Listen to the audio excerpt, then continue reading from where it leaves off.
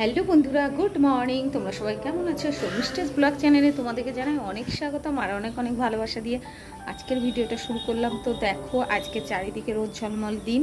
কালকে সারাদিন বৃষ্টি হয়েছে, তো আজকে চারিদিকে ঝলমল করছে।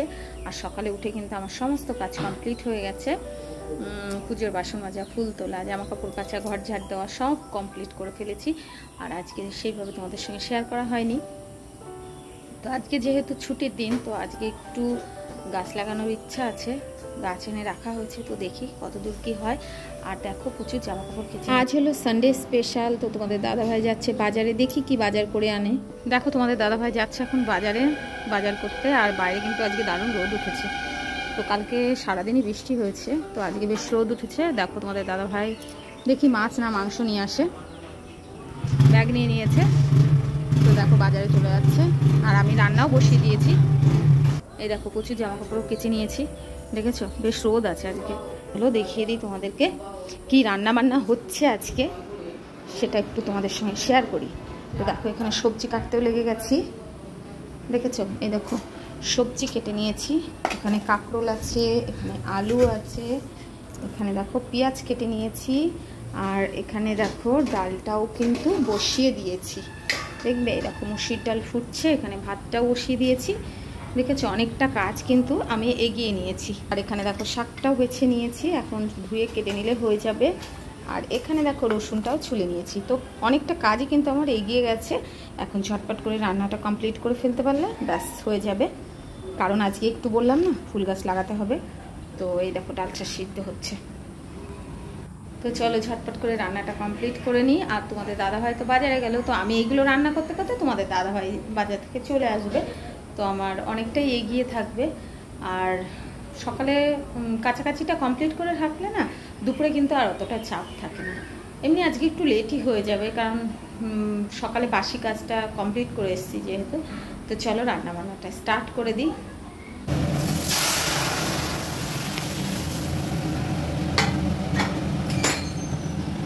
এদিকে দেখো, কাঁকরোল ভাজাটা হচ্ছে।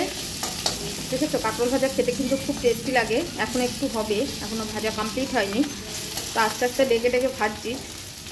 কাঁকরোল ভাজতে কিন্তু অনেকটাই সময় লাগে। আর এদিকে দেখো, ডাল ফোড়ন দেওয়া কমপ্লিট হয়ে গেছে। এই দেখো, ডালটা ফোড়ন দেওয়া হয়ে গেছে।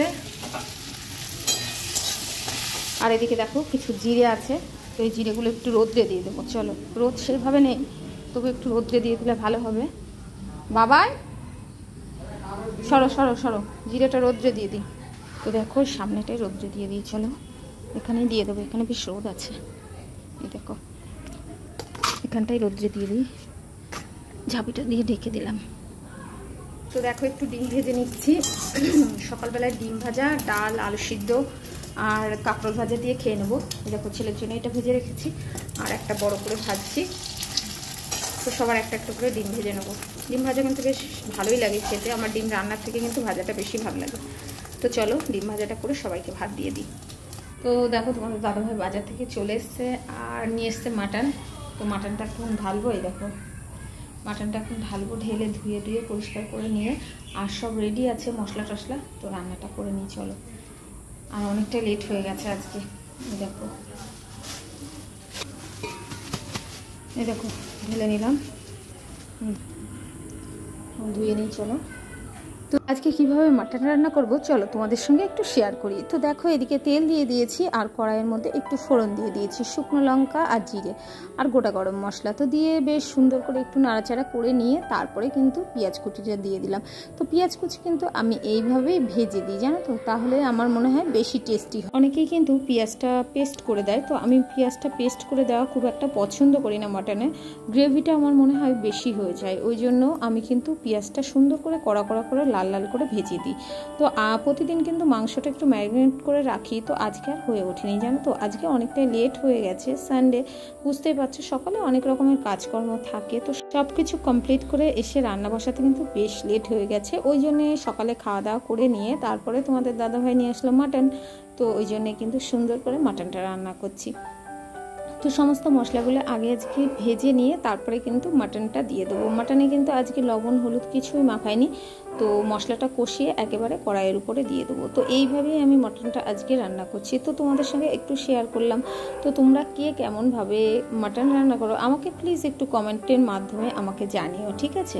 তো দেখো মশলাটা বেশ সুন্দর করে কষিয়ে নিচ্ছি, কষিয়ে নিয়ে তারপরে কিন্তু এর মধ্যে মাটনটা দিয়ে দেবো। প্রতিটা মানুষেরই দেখবে সানডে আসলে কিন্তু মনে হয় মনটা একটু মাটন মাটন করে, তাই না বলো? আমার কিন্তু করে, জানো তো, যে সানডে আসলেই মনে হয় কি একটু মাটন নেই, চিকেন হলে বেশ মন্দ হতো না, তাই না? তো দেখো এদিকে কিন্তু আমি মাটনটা দিয়ে দিলাম, বেশ সুন্দর করে কষিয়ে নিয়ে তারপরে জল দেবো। তো ভাবছি দেখি আজকে কড়াইয়ে করবো না প্রেশারে করবো। তো মাংসটা কষিয়ে নিয়ে তারপরে কিন্তু চিন্তা ভাবনা করবো যে কড়াইয়ে করবো না প্রেশারে করবো। তাই যাই হোক দেখো মাটনটা সুন্দর করে আগে কষিয়ে নিচ্ছি। বেশ দেখতে কিন্তু দারুণ হয়েছে, আর গন্ধটাও কিন্তু বেশ সুন্দর বেরিয়েছিল। তো সানডে আসলে যেমন খাওয়া দাওয়া ভালো হয় তেমন কিন্তু কাজকর্ম কিন্তু অনেকটাই বেড়ে যায়, জানো তো। অনেক রকমের কাজ থাকে, সারা সপ্তাহের কাজ কিন্তু আমাদের একবারে সানডেতেই পড়ে যায়। তো যাই হোক দেখো সুন্দর করে মাটনটা কষিয়ে নিলাম, তো জল দিয়ে দিলাম। জলটা কিন্তু আমি গরম করে নিয়েছি, জানো তো। গরম জল দিলে কিন্তু মাটনটা খুব সহজেই সফট হয়ে যায়। তো দেখো জলও অনেকটাই দিয়ে দিলাম।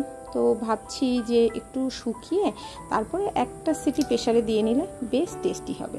তো যাই হোক এইভাবেই কিন্তু আমি মাটনটা রান্না করি। তো বন্ধুরা শেয়ার করো কিন্তু তোমরা কিভাবে মাটন রান্না করো। তো যাই হোক দেখো আমার রান্না বান্না হয়ে গেছে, বড় ঘরেও একটু কাজ আছে, তো ওই কাজটাও কমপ্লিট করলাম। আর এদিকে রান্নাঘরটাও তো পরিষ্কার করতে হবে, ওই জন্য দেখুন সমস্ত বাসনপত্রগুলো রান্নাঘর থেকে বের করে দিলাম। আর কিছু কিছু বাসন বেসিনে মেজে নেব। তো যাই হোক বন্ধুরা আজকে ভিডিওটা এই পর্যন্তই। যদি তোমাদের ভালো লাগে তাহলে লাইক কমেন্ট শেয়ার করে আমার পাশে থেকো, আমাকে সাপোর্ট করো প্লিজ। তোমরা সঙ্গে না থাকলে কিন্তু আমরা এক পাও এগোতে পারবো না, জানো তো। তো চলো বন্ধুরা সবাই ভালো থেকো, সুস্থ থেকো, টাটা।